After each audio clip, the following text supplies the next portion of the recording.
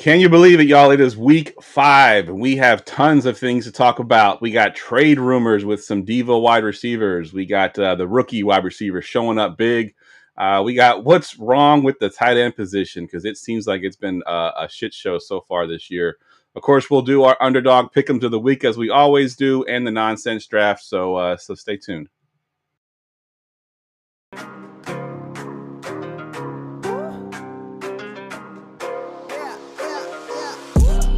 Going for 2, kickers are extra, I give them the boot. Ooh, going for 2, sit back, relax while I grab me a brew. Ooh, now I'm reclining while putting my time and I'm ready to go.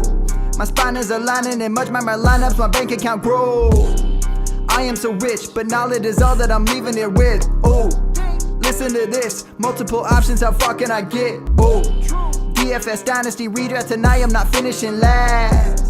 I'm finishing past any and all, I am looking to last. What else? This spot is popping and I am so locked in and only opening the door when it is opportunity knocking. And all of these spots keep on talking and talking. So what are we talking? What kind of alignment? And running it deep, even players forgotten or came from the bottom or hitting that top. And this spot is popping, yeah, this spot is popping. And woo! This is the armchair, yeah. Put up your arms, yeah. Sound the alarm, yeah, yeah, yeah. Woo!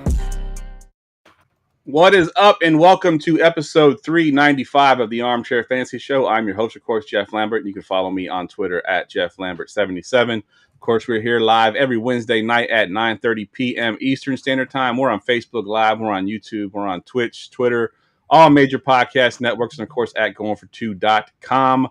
As you can see from the panel here, Ryan is not with us tonight. He had his wife's birthday shindig going on tonight, so he could not make it.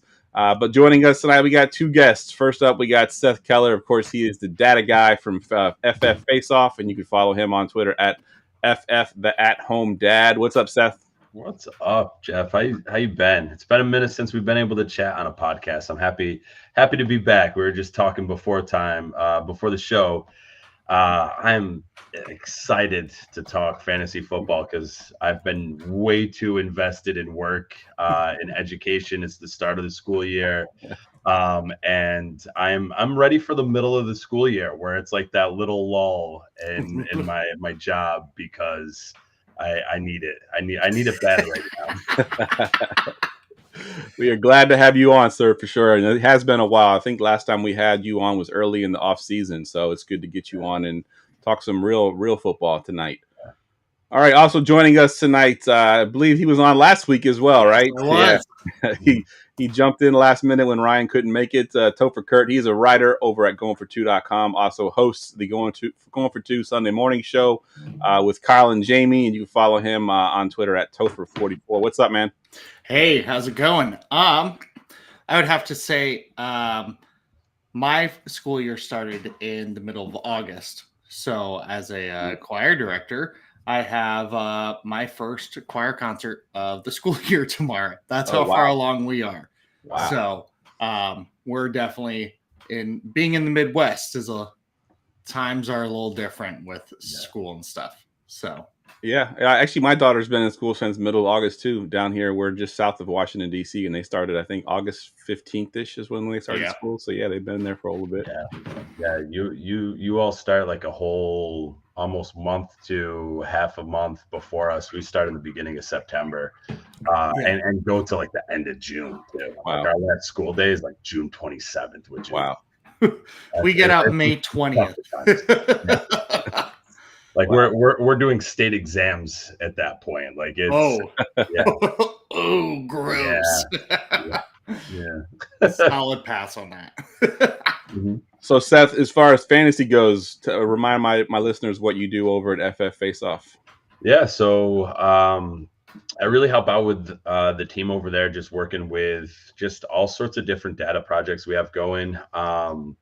Another guy you should follow, and I don't have his readily available, but Phil Caldwell, he's kind of taking on some stuff, really turning into the new data guy over at FF Faceoff for us. Just like I said, with my school year being so crazy, I haven't been able to get my hands as dirty as I want to. He's really working on a bunch of new tools, trying to take all of the different data points that are out there, and there's millions of them, and I'm going to talk about one that I created myself today that didn't create it today, but created it. We're going to talk about it today. People are coming up with all sorts of new things, trying to put it in ways that are not just understandable, but actionable. And so working on a bunch of different dashboards that make it easy to access the information, and hopefully be able to make a decision on it. If you got to see it, Phil just did a little short video on whether or not Pat Mahomes is a top quarterback right now. And if you look at all the numbers, he's not. And it's tough because it's Pat Mahomes. Yep. But he's not performing, right? And so you have to be able to make that decision, right? Of, are you going to keep plugging him in your lineup on the name Pat Mahomes and knowing what he has done in the past, and now with Rice being injured, it sounds like he didn't get like fully his knee blown out, which it looked like the day of. Originally, it looked bad, but he's going to be without Rice for a little while. Does that hurt him even more, right? And so trying to put data points into context, trying to put it into something usable for the average person out there. That's really what I try and do. Good stuff. And Topher, I know you were on last week, but talk about the morning show and when we can find you on the morning show and what y'all do over there. So on the morning show, we do start and sit questions. Who should we start? I would like to say that my two co-hosts have given wrong advice to one person every week so far, that I have been told that I'm the only person that they trust now, which is pretty great. That's a really good way to get going. So, but my co-hosts are great. We have a lot of fun with it. Yeah. Good stuff. We can find that show 11:30 a.m. Eastern Standard Time right here on this network. So make sure y'all check them out. I always tune in whenever I get a chance to. If I'm not working, I jump in there and get my questions answered as well. All right. As always, today's show brought to you by Underdog. Check out their industry-leading best ball leagues. They got huge tournaments, private leagues, pick'ems for all major sports, which, of course, we'll do our pick'ems tonight. Sign up using promo code GF2 and get bonus bucks up to $1,000. It's as simple as that. Use promo code GF2. Start drafting your best balls. Get those pick'ems in there if it's legal in your state. And I will say that it is legal in more states than gambling. So if you can't get on the DraftKings and FanDuel Sportsbooks app, check out Underdog. You could probably play on there. So again, use that promo code GF2 and get up to $1,000. Let's go ahead and get into our nonsense draft. Attention, everyone. Let's mock draft. All right, this one was tough for me. Today we are drafting fictional characters to defend you in court if you are wrongly accused of murder. Not like petty larceny or something. Yeah, this is full on unaliving someone. Yeah, I love going for the jugular right there. Yeah, this is for all the marbles. I drew first pick, right? You did draw the first pick, yeah. I was gonna say, I don't know how this goes any further than one draft pick though. Like this is like CMC and like 23, not this year where he's dealing with Achilles stuff. This CMC last year, so easy. It's my cousin Vinny. Yeah. Cousin Vinny. How do you not take my cousin Vinny as your lawyer here? Like it's too easy. I have the second draft pick, and I'm gonna one up you. And I'm gonna go with you're gonna wait because she literally starred in a TV show called How to Get Away with Murder. Annalise Keating in that show, played by Viola Davis. Literally a show about how to get away with murder, and she continually gets away with it. Like, it's not just one movie, it is seasons long of helping college kids, teaching them the good ways of steering the law as well. It's a really uplifting, very morality like driven show. So I would Sounds like it. My wife watches that one. I have not seen that Oh, one, but I do know about it. so good. Oh my gosh. I feel like that's not helping you win a court case. That's helping you kill someone. Yeah. At this point, you're already screwed. And get away with it. I think How to get away with murder. She continually gets away with it. So whether I did it or not, you're never gonna know. Primarily the judge and the jury will never know. Fair point. I feel the wrong. Jeff set it up with the wrongly accused, though. You're going straight in. No, I murdered somebody. Yeah, I murdered somebody. I mean, whether I murdered someone or not, Annalise Keating's going to do the job. Good stuff. All right, I got the 103, and Vincent Gambini, my cousin Vinny, was going to be my 101 if it made it that far to me, but unfortunately he did not. So I'll go with the show that's I watched a lot when I was younger. My parents more or less watched it. I was kind of in the room at the time just watching it as well. But if you ever watched the show Matlock, Ben Matlock, great lawyer show back in the day. I'm not sure how many seasons it went, but it went for quite a while. But I think if I couldn't get my cousin Vinny, then I would go Matlock here at the 103. Aren't they doing I think they're doing a reboot of it. A reboot. Kathy Bates, right? Yeah, I believe so. Yeah, I think I saw that when I was doing my research today. I thought they're doing a reboot of it. Yep. All right, Seth, back to you here at the 201. All right. How many rounds do we go? 3 rounds. 3 rounds. Okay. So I'm gonna go with the Chewbacca defense. Go with South Park's rendition of the Reverend Jesse Jackson. That is very niche. Only the South Park one, though. I really enjoy how niche that is. Endor is a planet full of Ewoks, and yet Chewbacca is 6 feet tall. That does not make sense. You know what? That's very fair. I love it. I am going to go to probably the smartest person that's ever graced TV shows, which would be Sherlock Holmes himself. I think Sherlock Holmes is going to be able to be like, you are all idiots. Yeah. Here's how this really went. It's elementary. Goodbye. Exactly. Exactly. Sherlock Holmes is my second round pick. I love it. All right. My second round pick, I'm going with Matt Murdock, aka Daredevil. Yes. There's been so many renditions of Daredevil, but I think that would be the perfect opportunity. I mean, not only is he fighting crime, but then he's also a lawyer. So I'll take Daredevil at my 203 here. All right, Seth, you got the last pick, 301 here. Your last pick.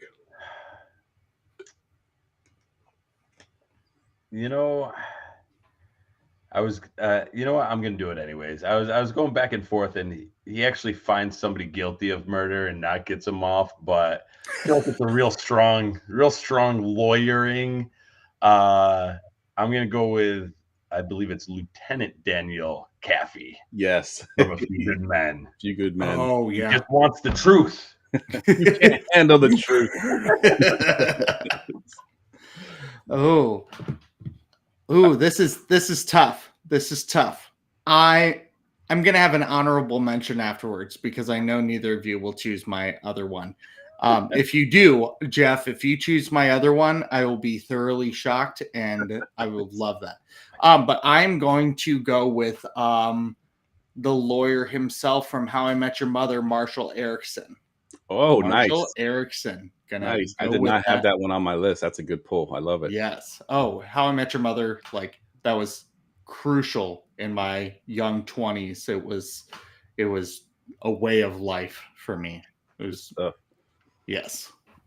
All right, so I'm up with my last pick here, and I got a couple different ones to choose from, and I'm gonna go with one from a show that I've actually never watched in completion. It just pops up on my TikTok constantly. Yep. It is the movie. The show is Suits, and it's Harvey Specter. Oh yeah. I've never actually seen a full episode, but I've seen enough of the TikTok shorts that I feel like I've watched the whole season. So that's a really good choice. I'll take Harvey Specter here at the 303. Yeah. My right. honorable mention was Elle Woods from Legally Blonde. Oh yes, and I think that's what Jamie just said in the chat. The There hot we blonde girl. Jennifer Coolidge. I'm going to throw another honorable mention out there, and it just shows what type of movies I watch. Because I was thinking Elle Woods also, but I don't remember the name, but Jim Carrey from Liar Liar. Yes, Oh, great one. yes. You're like a Thanksgiving turkey. What he's oh my goodness, that is courtroom just entertainment right there. And I don't know how I would ever be found guilty if Jim Carrey were my lawyer. And if you were found guilty, it'd be the funnest, guilty verdict ever. Right. You just go laughing off to jail. Yeah. Yep. All right, let's get to the roulette wheel. Let's get ready for Armchair Fantasy Roulette.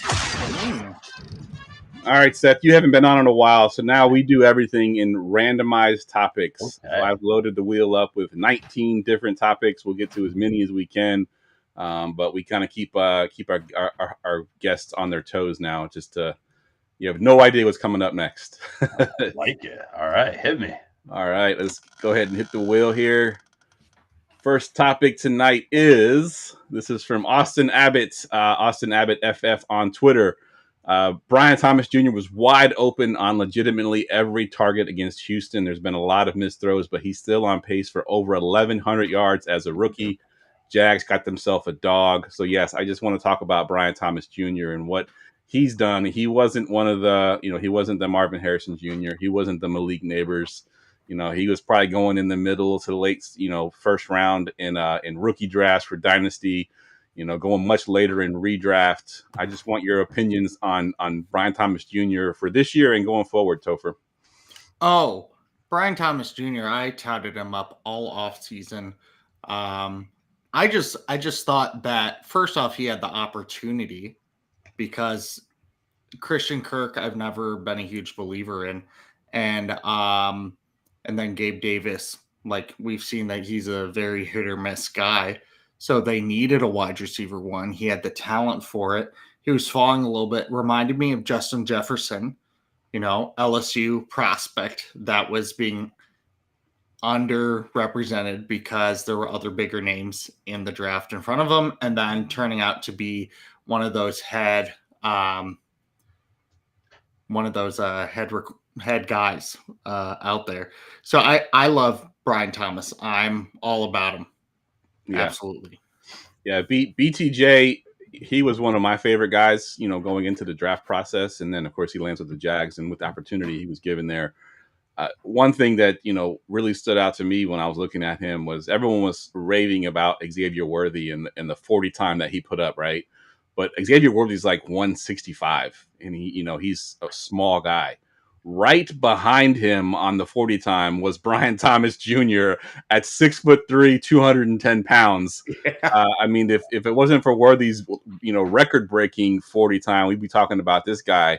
And it's just he's been a beast so far this season. What about you, Seth? What are your thoughts on BTJ? First off, I'm gonna say that I am shocked. Well, not that shocked. It's like the Futurama thing. I'm shocked. Well, not that shocked.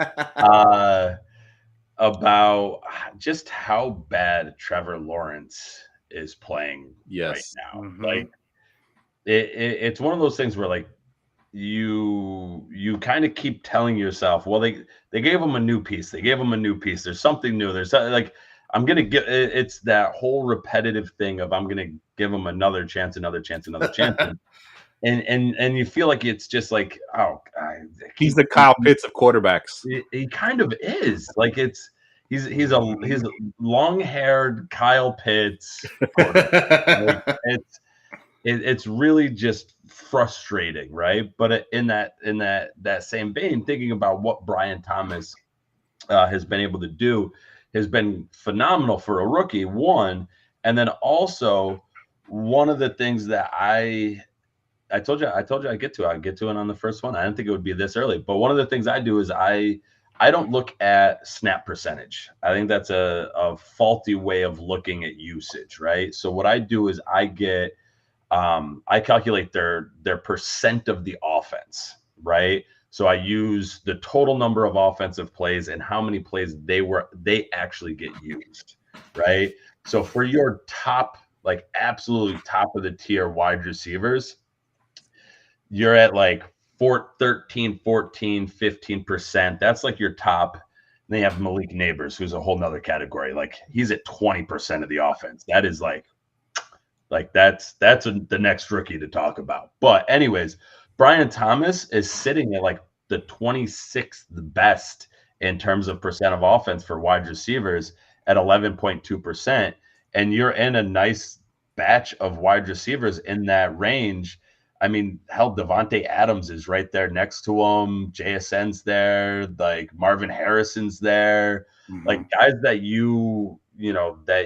that have kind of a bigger name attached to him. He's sitting right there around him. And, it's, yes, Jamie just threw it in the other chat. You can throw that one in there, Jeff. It is still gross. The Jags are still gross. Yeah, you're right, Jamie. The Jags are gross.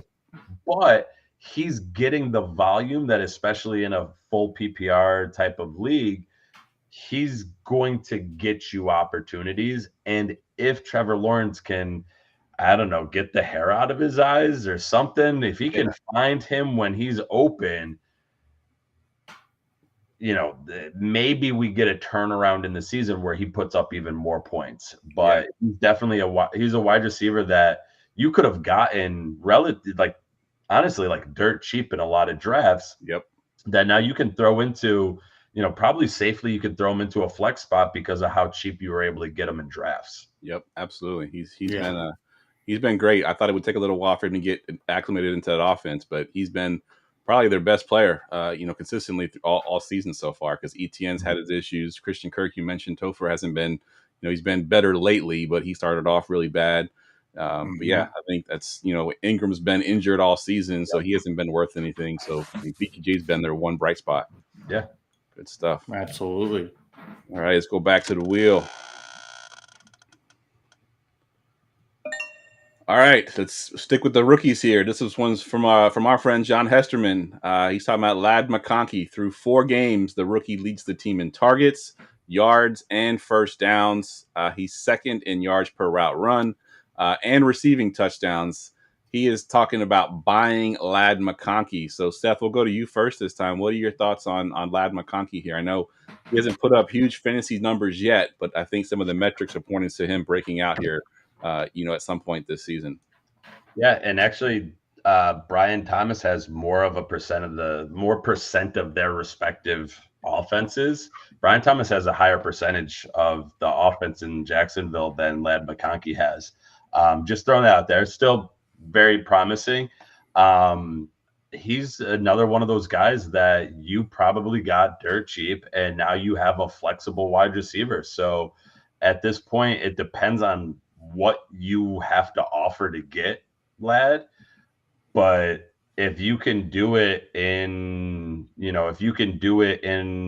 swapping one of the underperforming running backs for him, or packaging like a boom bust type of wide receiver, maybe like a Shakir or something like that, and you're looking for something a little more consistent, you can get him. I feel, depending on leagues, you can get him. But at that point, you're dealing with now emotional attachment, because if you're trying to trade with the dude that drafted Ladd, they probably drafted Ladd because they're like, yes, got him. I got my guy. And so now you have to overpay to break that emotional attachment. So it may be difficult to actually buy Ladd at this point, just because he's looking real solid. Yeah. So, similar to BTJ, he's dealing with a quarterback that's not playing as great as we would hope. Justin Herbert. Obviously, I know he's been injured, and they're kind of just forcing him out there. But Topher, talk about Ladd McConkey a little bit. What are your thoughts on him? Ladd McConkey on the Chargers, he has 24 targets. Quentin Johnston has 18, and then J.K. Dobbins has 11. Those are the only 3 people that have more than 10 targets on the team after 4 weeks so far. That's like crazy. That's ridiculously low. So for Ladd to be the only one above 20, that's a really good sign for him. He had his best game as a pro last week with 5 receptions, 7 targets, 67 yards, and a touchdown. And his snap share slowly keeps increasing. His week 2, it went down a little bit, but week 3 and week 4, it's going up. The team gets a week this week to be on bye. So this actually is a really good time to trade for him if you have the ability to,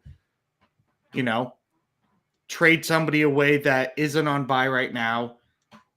Get Ladd from the guy that, could use some help with Ladd being gone on the bye. Play that to your advantage a little bit. Yeah, I think that can really help you out.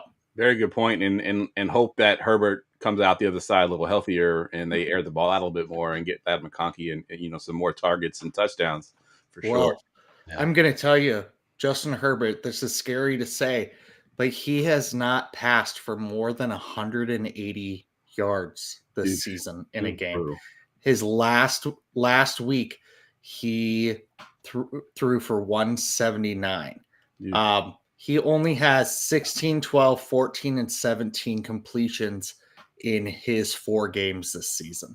Yeah. Those are low numbers for pretty much.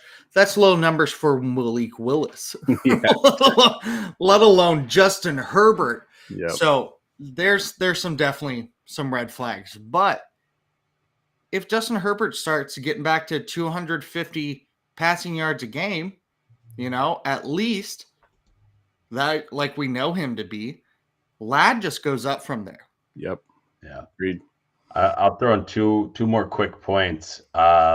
According to Fantasy Pros' consensus roster ownership, he's still available in a lot of leagues, in 35% of leagues out there. Wow. And to Topher's point about Justin Herbert, his I do percent of offense for quarterbacks also, just to see how much are they passing, are they running, getting a sense of it. He's in the same range as Jacoby Brissett, Will Levis. Anthony Richardson has been hurt, so he's lost some there, but he's in that low 45% range, and that's like Justin Fields last year was in that range when it was we're just going to run. We're going to run because we don't trust him to pass. And I almost feel I wonder if Herbert's ankle injury is leading to that. We're not going to pass because we're fearful of what that's going to look like with his ankle injury. But that's a considering, and I'd have to go back and look at what last year's percentages were. But considering how low that's a bit scary for Herbert. Yeah, agreed. And just going back on Ladd McConkey and him being on a bye, it's possible that he even gets dropped this week in some leagues that are trying to cover those buys, and will be a sneaky waiver ad after this week. When everyone's adding, this week's hot waiver ad. You sneak in Ladd McConkey, who's not playing this week. You might be the smart guy in the league there doing that. So look for him on your waiver wire this after this weekend for sure. Yep. Oh, absolutely. All right, let's get to the next topic, gentlemen.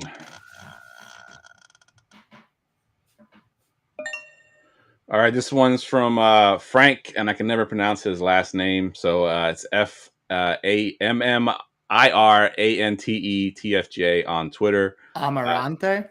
Amarante. Yeah, that sounds right. We'll go with that. So he's saying he came into the offseason high on Kyren Williams, and then eventually, I guess late in the year, pivoted to fading him. He says luckily he has Kyren in a couple of his high stakes leagues. But with Jamie in the chat too, I really want to talk about Kyren Williams because there was a lot of hate on Kyren Williams. A lot of people that were selling Kyren Williams. If you had him in Dynasty, get him off your team. He was, he had this ridiculous usage. It couldn't possibly continue. But so far this season, it has continued so far. Topher, what are your thoughts on Kyren Williams? I am happy for Kyren Williams as a human being. However, I was somebody that jumped off the bandwagon pretty darn quickly. I had him in my main dynasty league. I traded him away. I was like, let me kind of get him off my team. So I tried to sell him high, and it's kind of biting me in the butt. He very much contributed to a loss that I had this past week. And I did not enjoy that one bit. So there's that. But I mean, he's touching the ball all the time. He's scored in his last 7-8 games. He already has 6 touchdowns this season. I think also, and I'm gonna say this, and I might be very wrong, but I think if Puka and Cooper Kupp are in the lineup, he is not a top 5 running back. He is a middling. He's at that running back 1-2 cusp, 12 to 15 right there. But since Puka and Cooper are out, Kyren's the guy to run with. So I think if you don't think Kyren's going to continue to get in the end zone because you can't bake off of touchdowns, then maybe trade high on him now. Maybe he's also the only one in that backfield that they're really trusting. Yeah. So maybe just hold on to him. The last 2 weeks he's had over 100 yards. The first 2 weeks, here's the thing. He barely scratched 50 yards the first 2 weeks. The last 2 weeks, when more guys have been down and out, he's been getting over 100 yards. So yeah, there's some give and take there. I'm curious, Seth, where Kyren Williams falls on that usage chart that you use, because I had to imagine it's pretty high up there. I was gonna say, you want to take a guess out of running backs where he falls? I'm gonna say he's probably 3rd. Oh, close. Higher than 3rd? No, low. So the lower. I feel like these are dumb. He's got a bigger number. Like he's got a lower number than the top 3rd. So he's okay. So he's 4th or 5th. He's 4th. Yeah, 4th. Oh my gosh! I always feel like it's always so weird to talk about how it's like that. But yes, and he was up there last year too, which is like, I get why people were hesitant, and I get where, there's the what if the offense changes, what if it's like this, and all of the what if questions. What if Puka's healthy, what if Kupp's healthy, what happens at those points? But they are completely comfortable giving him the ball. And even in those weeks where, yes, his yardage wasn't great in those early weeks, he's still getting the usage to be productive. Yeah. And, I've been doing this, percent total offense for, I think about 4 years now, since I was like working with fantasy data, and to have running backs above 30%, right? That's like bell cow territory. You're above 30%. Typically there's only like 4, maybe 5. This year there are 12. Wow. I'm gonna round. Yeah. I don't even need to round. If I rounded up on the 29s, there'd be even more. There's 12 right now that clear 30% as That's incredible. The bell cows are back. The bell cow running backs are back. And I feel like I'm back in high school. Yeah. And what's funny is, aside from, a couple of guys like Najee Harris, like he throws off the whole correlation. But aside from, a handful of guys, those top 12, there's 3 of them that are not top 10 in terms of total fantasy points right now. It's Breece Hall, Ramondre Stevenson, and Tony Pollard. And so, when usage is that high, and not to get into, why is it that high? Because we're never going to fully know that answer. Maybe, the coach is just like, I'm going to run you into the ground. I'm trying to get your contract over with, or you looked funny at my daughter. I'm going to, try and run you straight up the middle at the you did not pet my Aaron dog. Donald again and again, right? Like, we don't know why they're getting the usage that they are. Like, we want to assume that it's because they're good and the coach is making the decision that I'm going to put the ball in my best player's hands. But we'll never know why they're getting the usage. All we can say is when they get used to these levels, it turns into fantasy points most of the time. And my approach to running backs is I feel like it's kind of the NFL approach. I'm going to ride them till the wheels fall off. Like, if they're hitting and they're doing what they're supposed to do, I'm going to keep them going. And so Kyren for me is he's a stud. He's going to stay a stud, and he's going to stay a stud until he's not a stud. And hopefully I'm smart enough to recognize when he's not a stud and I can pull him out of my lineups. But until that point where he starts, until we have that Pat Mahomes, is he really a number 1 quarterback right now? Until we start asking those questions, I'm going to keep throwing Kyren into my lineup because he's producing like it. Whether I like it, I don't like it. I was on him on the summer. I was not on him in the summer. Like, none of that matters right now. He's doing all the things fantasy wise. Yep. All we care about is the fantasy points, right? And as long as he's giving me that, I'm good. I'll put it in my lineup. Sorry that my dogs did not like your opinion. Yeah, they're still fading Kyren Williams.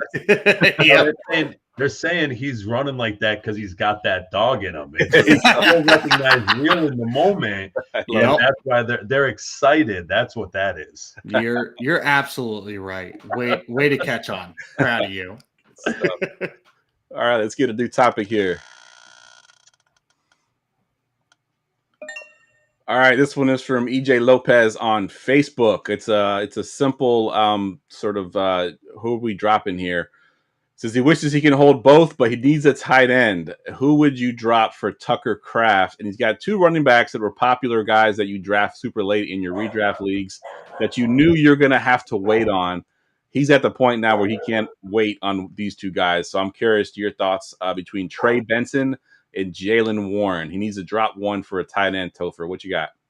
Oh, I'm dropping Jaylen Warren. I mean, this guy, Jaylen Warren's barely even touching the field. I don't think I've, is he really doing anything right now? I think he might even be injured right now. I think he's supposed to be coming back soon, but I don't even think he's seen I think he's seen the field the first 2 weeks barely, but has not done much since. So I don't know if it's worth holding on to Jaylen Warren because of that reason. According to my numbers, he's got 19 plays on the season. Yeah. Yeah. And initially when I read this, I was thinking Jalen Wright from Miami, but both Jalen's right now at running back are not doing good. Squat. Yeah. I think you can't go wrong either way. I think if I had to wait on one of them, I think it's probably still Trey Benson. I think I would hold Trey Benson just because James Conner is sort of injury prone. He's an older running back. I think Benson. Once he sort of gets his feet underneath him, I think Jaylen Warren is what he is, right? Even a fully healthy Jaylen Warren is still playing second fiddle to Najee Harris. He will never have that bell cow role. He's not a bell cow type running back. Where I think Trey Benson, if given the opportunity, can be a bell cow type running back. So the upside is there for me. So I think Jaylen Warren is who I would drop. I saw you nodding your head, Seth. Are you in agreement with that one? Yeah, and I'll take it one step further. If if Connor goes down, Trey Benson, the assumption is he steps right into that role, and now he takes over full-on RB1 duties in that Arizona backfield because, I mean, you're going to give it to, what is it, DeMarcado instead, right? Like, whereas in Pittsburgh, they're already giving Patterson more plays than Warren, maybe because he's hurt. But if Najee goes down, does Warren step into RB1 or does he step into an RB like RB1A, RB1B type of deal with Patterson? Even though Patterson's he's definitely long in the tooth now. He's probably what, 32? He's probably 30, 34. I was going to say, but yeah.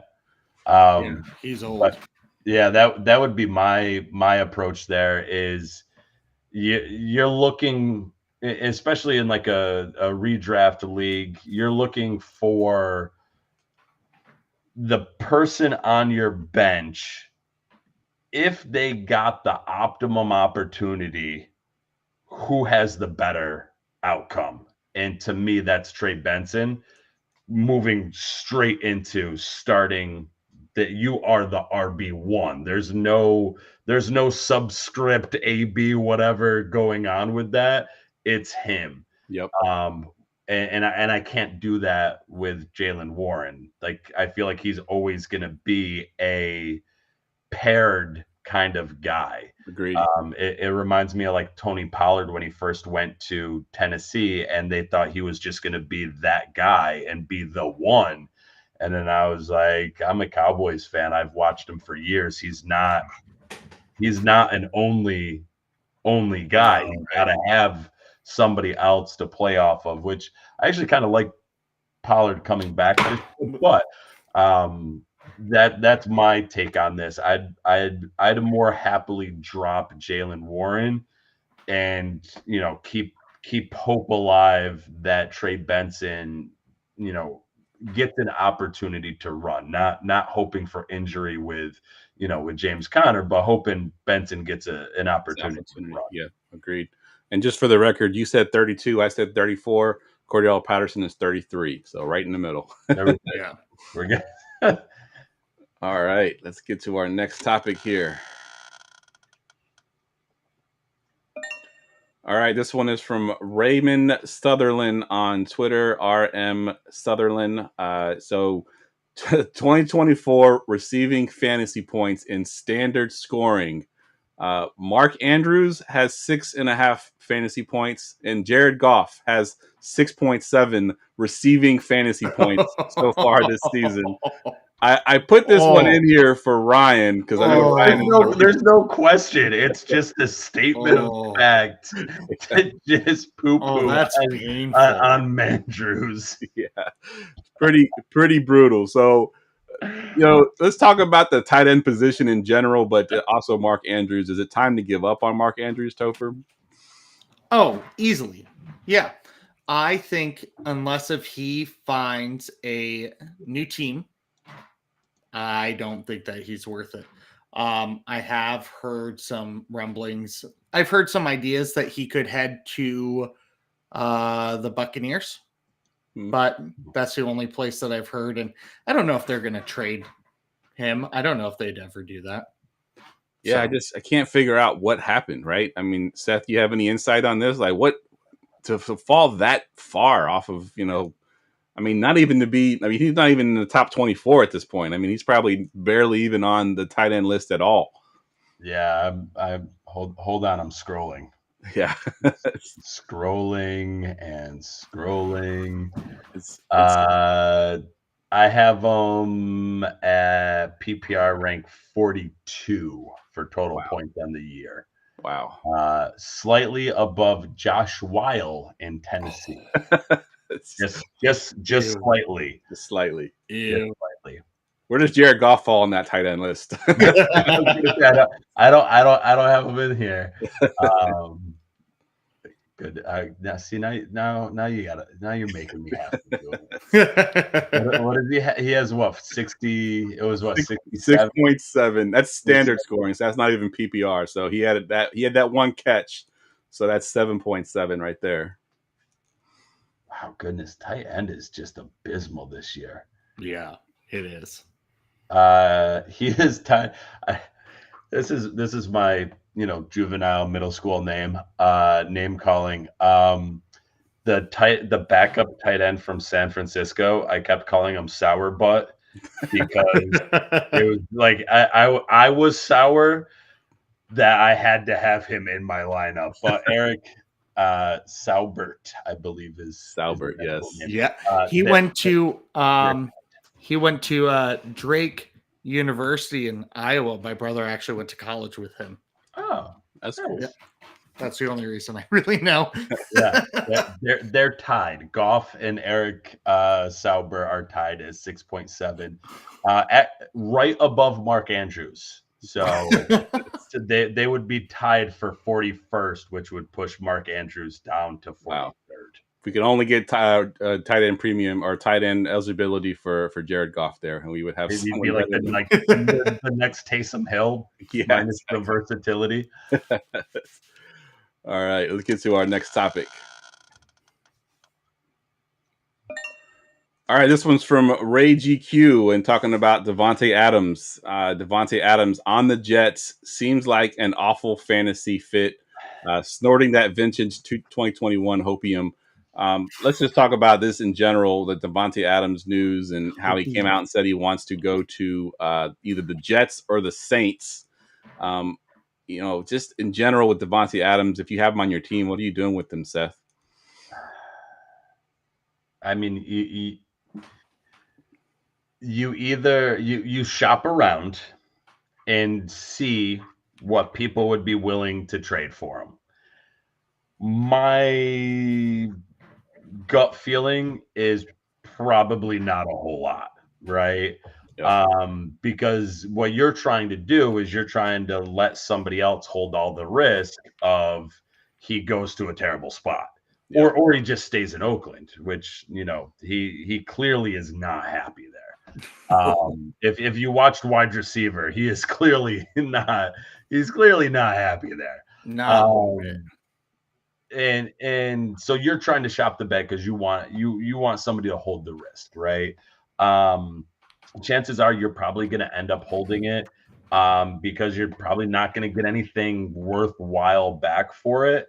And you're just holding out hope now that he does go to, he gets a sunset ride off into the sun with Aaron Rodgers, or, maybe I heard the Cowboys floated as a landing spot. I heard the Saints floated as a landing spot. And there was another one that was like Steelers. Yeah, the Steelers are another one where it's like,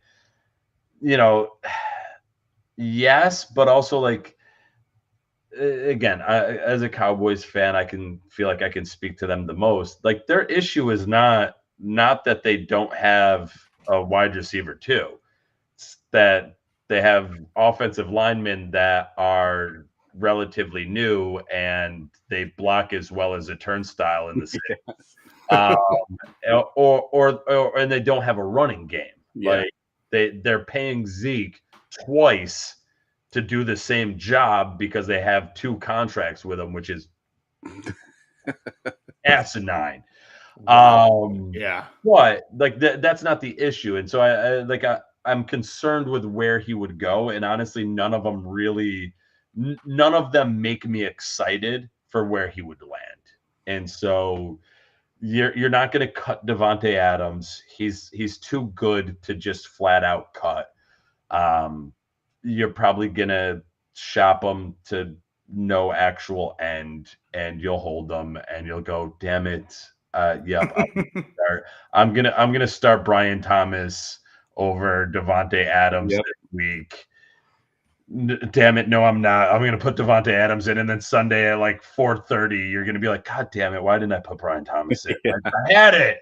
I tinkered, and that's what you're gonna do until you're just like, screw it.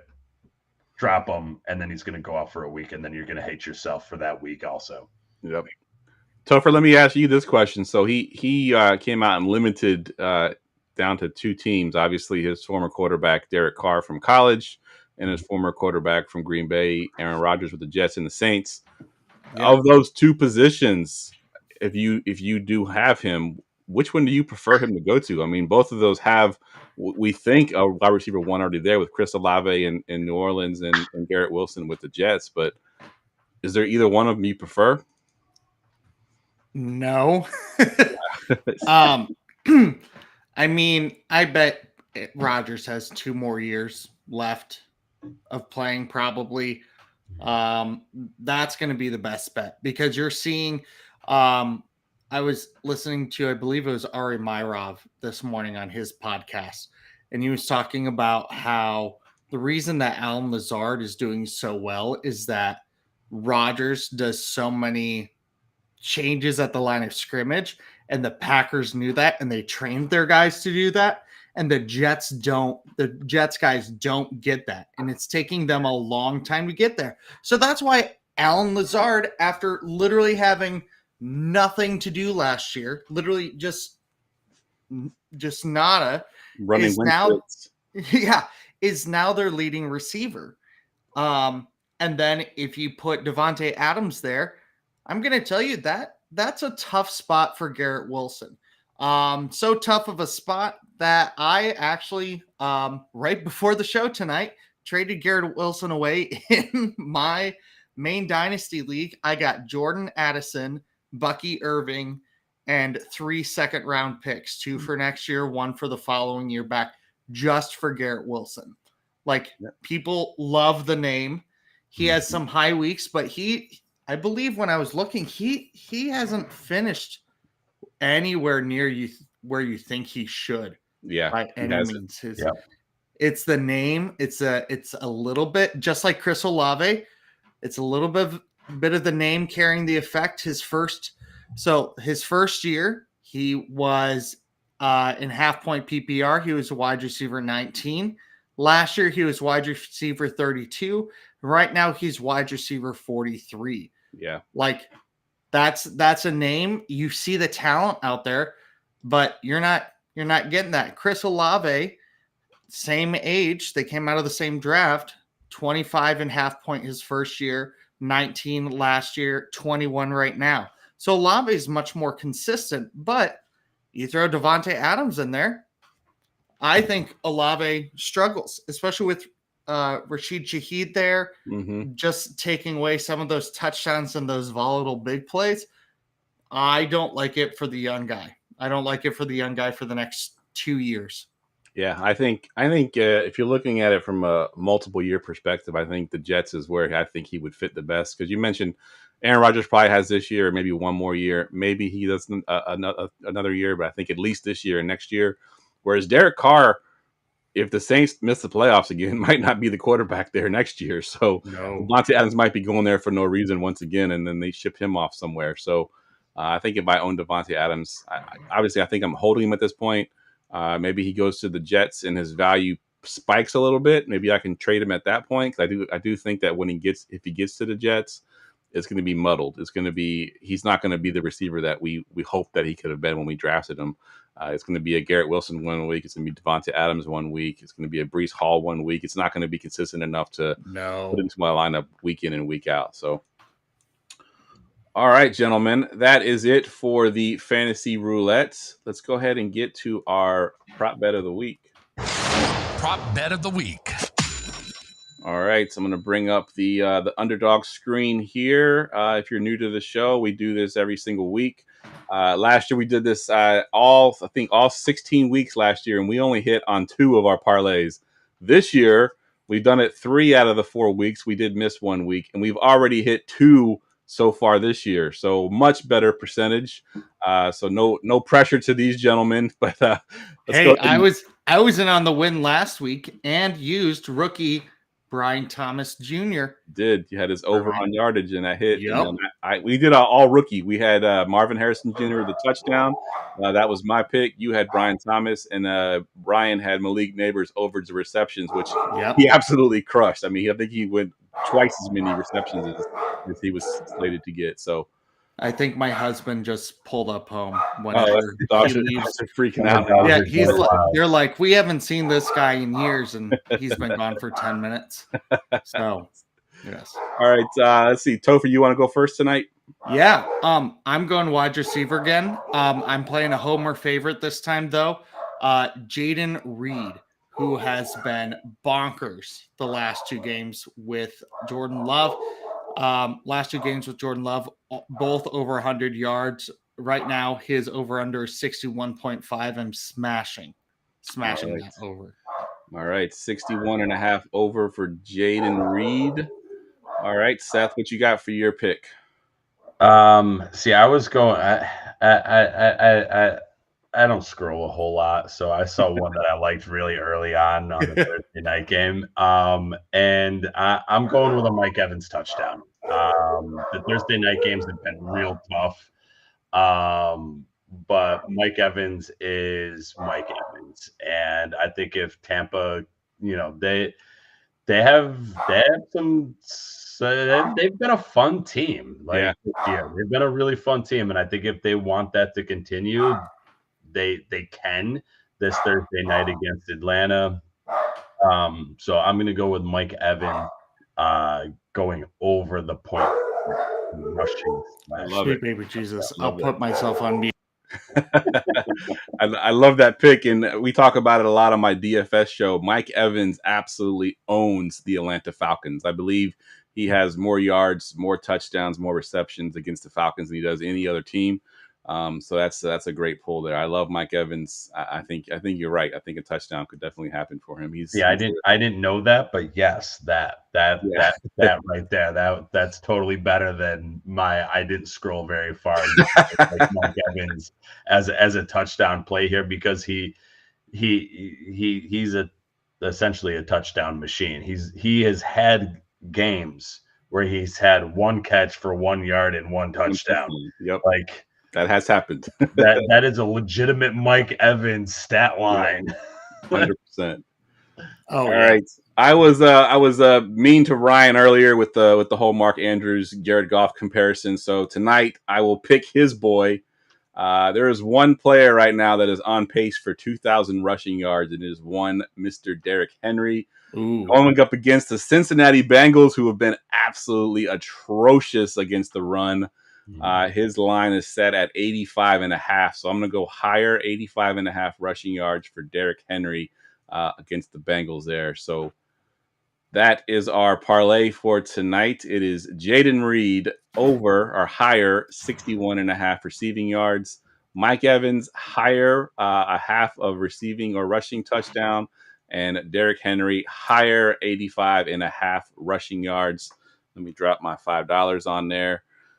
And we'll go ahead and confirm that. Again, if you're not on Underdog, that's how easy it is to play. Unfortunately, they're giving me a message that I can't play right now because my computer's not recognizing my location. But I will make sure to put that.